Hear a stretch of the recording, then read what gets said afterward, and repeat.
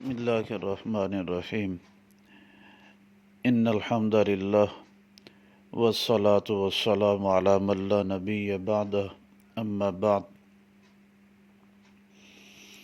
گستاخ رسول کی سزا کے بارے میں ساری امت کا متفقہ مسئلہ ہے کہ اس کی سزا سرطن سے جدا ہے، اس کو قتل کیا جائے گا۔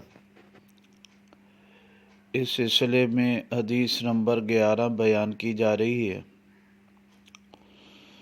یہ حدیث مبارکہ علامہ ابن تیمیہ رحمہ اللہ نے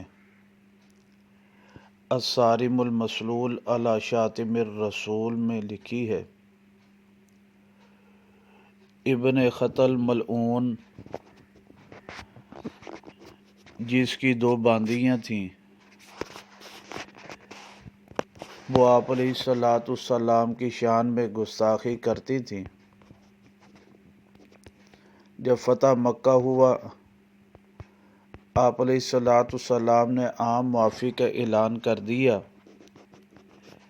لیکن اس کی 2 باندیاں ان کے لیے عام معافی کا اعلان نہیں کیا بلکہ اس کے قتل کا حکم دیا۔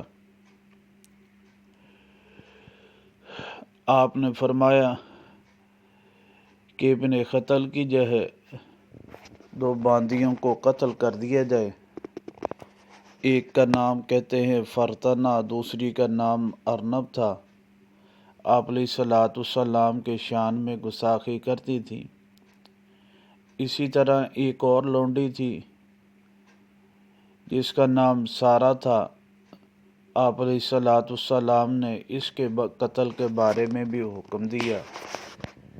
تو اس احادیث مبارکہ سے معلوم ہوا گستاخی کرنے والا مرد ہو یا عورت، اس کی سزا سرطن سے جدا ہے۔ الصارم المسلول علی شاتم الرسول